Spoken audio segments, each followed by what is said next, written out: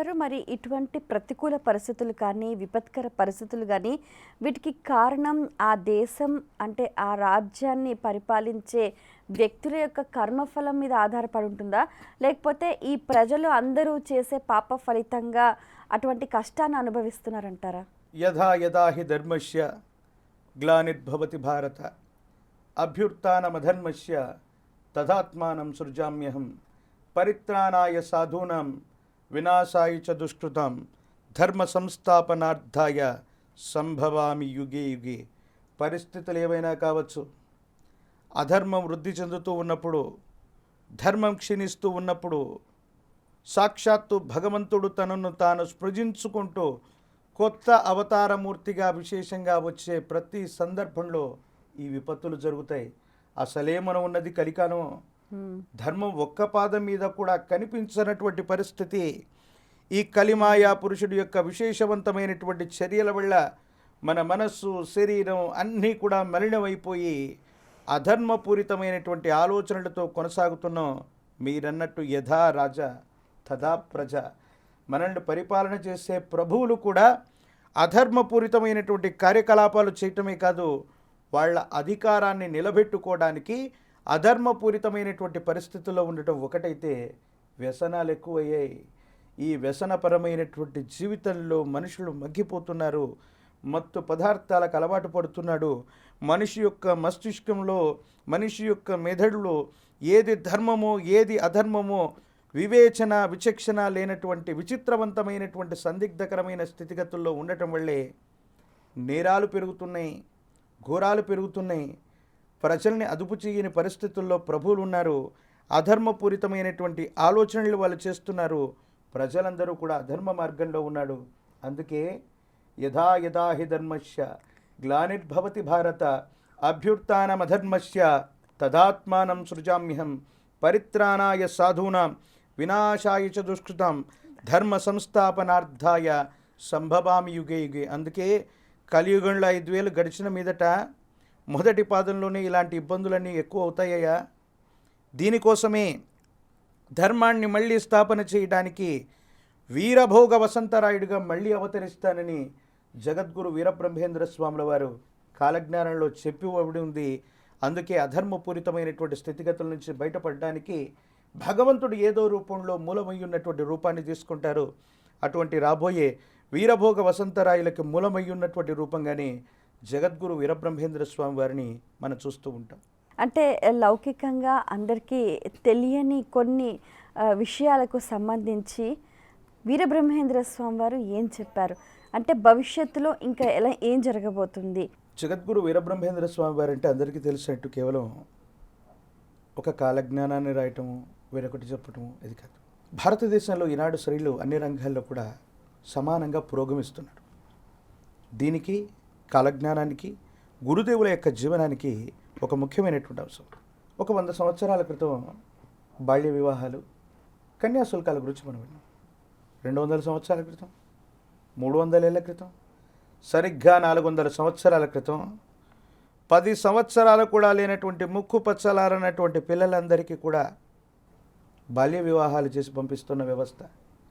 ఎవరైనా స్త్రీ రజస్వల అయితే ఆ స్త్రీకి మళ్ళీ కళ్యాణం జరగకూడదన్నటువంటి విచిత్రవంతమైన మూఢాచారం ఉన్నటువంటి వ్యవస్థలు ఆ రోజు ఉంటే, రజస్వలైనటువంటి స్త్రీని మొట్టమొదట వివాహం చేసుకుని స్త్రీ రజస్వల అయినటువంటి తర్వాత మాత్రమే వివాహం చేసుకోవాలన్నటువంటి విషయాన్ని లోకానికి చెప్పి గోవిందమాంబను స్వామివారి కళ్యాణం చేసుకుంటే, ఇది భారతదేశంలో అనేక రాష్ట్రాల్లో ఈరోజు అది చట్టం. తన కుమార్తె అయినటువంటి వీరనారాయణమ్మకి మఠానికి సంబంధించినటువంటి మఠాధ్యక్ష స్థానాన్ని కేటాయిస్తే ఈరోజు భారతదేశంలో ఆడపిల్లలకు కూడా సమానమైనటువంటి హక్కు రావాలన్నటువంటి చట్టం ఈరోజు భారతదేశంలో మనం చూస్తున్నాం. ఎన్నో మూఢాచారాల్ని రూపుమాపినటువంటి ఒక సమతావాది జగద్గురు వీరబ్రహ్మేంద్ర స్వాముల వారు. స్వామివారు చెప్పినటువంటి కాలజ్ఞానంలో జరిగినటువంటి అంశాలు కొన్ని అయితే, జరగవలసినటువంటి అంశాలు ఇంకొన్ని.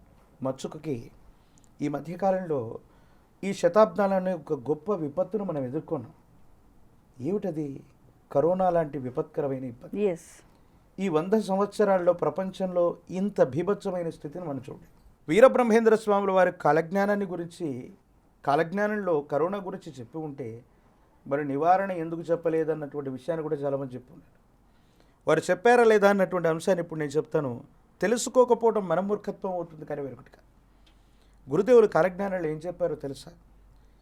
ఈశాన్య దిక్కు నుండి విషగాలి వీచేను, లక్షలాది జనులు చచ్చేరయ్య, కోరంకి అనుజబ్బు కోటి మందికి తగిలి కోడిలాగా తూగి సచ్చేరయ్య.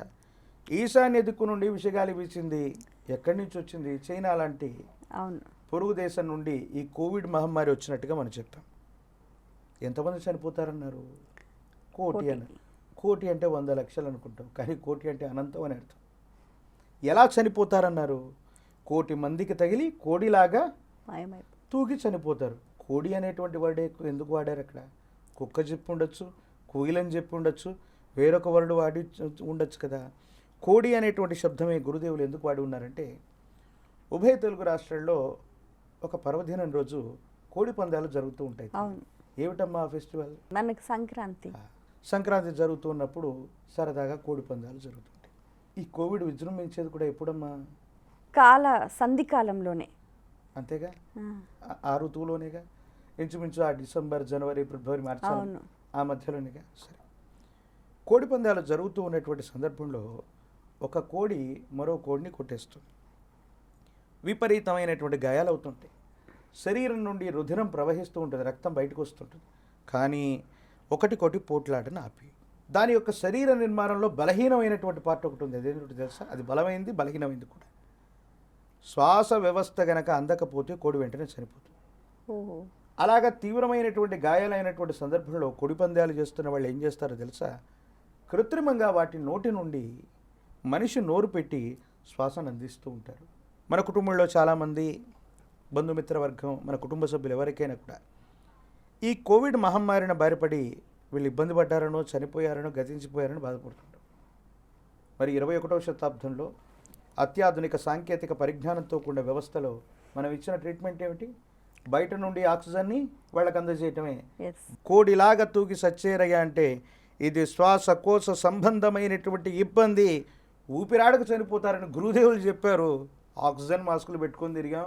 ఎంత విలువైనటువంటి మెడిసిన్ ఇచ్చినప్పటికీ కూడా ఎలా చనిపోయాడయ్యా ఈ వ్యక్తి అంటే, ఊపిరాడకు చనిపోయాడు, భయపడి చనిపోయారు, లంగ్స్ ఇన్ఫెక్షన్ అయ్యాయి, పూర్తిగా ఊపిరితిత్తులు నాశనమైపోయాయని చెప్పినటువంటి దాఖలాలను మనం చూస్తాం. గురుదేవుల యొక్క వాక్కును అనుసరించి సమీపమైనటువంటి భవిష్యత్తులో ఇంతకు మించి కానీ వీటికి సంబంధించినటువంటి విపత్తులు కానీ సమీపమైనటువంటి భవిష్యత్తులో రాబోతున్నాయి. వాటికి మనం సంసిద్ధంగా ఉండండి. ఏమిటండి కృష్ణమాచార్య గారు, మరి కాలజ్ఞానం చెప్పమంటే ఇది భయం కాదు, ఉత్పాతం కాదు, విశ్వభవితం అన్నారు, మరి ఇలా చెప్తున్నారేమిటే? ఈ కలిమాయా పురుషుడి వల్ల కలి మనల్ని ఆవహించి ఈ విధమైనటువంటి అధర్మపూరితమైనటువంటి చేష్టలకు ఉసిగొల్పి ప్రకృతి విపత్తులన్నీ కూడా సృష్టించుకుంటున్నాం. సునామీలు, భూకంపాలు, కల్లోలమైనటువంటి పరిస్థితులు, వీటన్నిటిని కూడా మనిషి తన యొక్క చర్యల వల్ల మాత్రమే సృష్టించుకుంటున్నాడు. సజ్జనులు సంరక్షించబడతారు. అధర్మపూరితమైనటువంటి పరిస్థితుల్లో ఉన్న వాళ్ళకి యముడు వాకిటనే ఉంటారని సాంద్ర సింధు వేదం చెప్పింది. ఇది జరగబోయేటువంటి సత్యం. అందుకే ఇది సాంద్ర సింధు వేదం.